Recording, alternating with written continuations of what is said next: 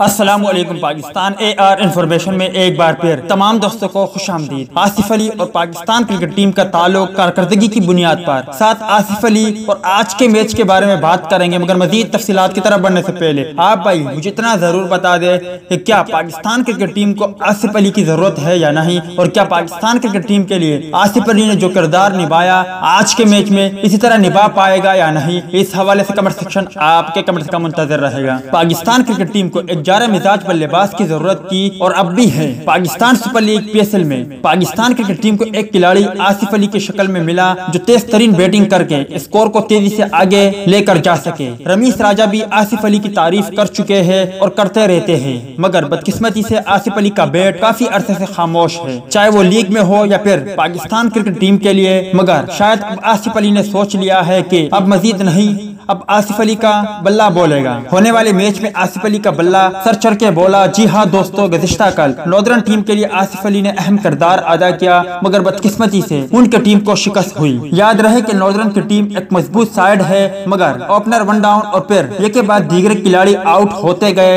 मगर आसिफ अली ने शादाब खान के साथ मिलकर स्कोर को 165 तक पहुँचाने में अहम किरदार अदा किया। आसिफ अली ने जारहाना बैटिंग का मुजाहरा करते हुए सिर्फ 40 गेंदों पर 67 रन बनाए। इस दौरान उन्होंने 5 छक्के और 4 चौके भी लगाए, जबकि उनका स्ट्राइक रेट 165.50 रहा। जबकि शादाब खान ने भी आसिफ अली का साथ दिया और उन्होंने 39 रन बनाए, जबकि Imad Wasim national T20 cup 2020 के अपने पहले मैच को यादगार ना बना सके और वो बगैर कोई रन बनाए आउट हो गए। तो दोस्त, ये थी आसिफ अली की शानदार कारकर्दगी के हवाले से कुछ अपडेट। उम्मीद है कि आज की बैटिंग आपको आसिफ अली की पसंद आई होगी। मिलता है किसी नेक्स्ट वीडियो में, तब तक के लिए इजाजत दीजिए। अल्लाह हाफ़िज़।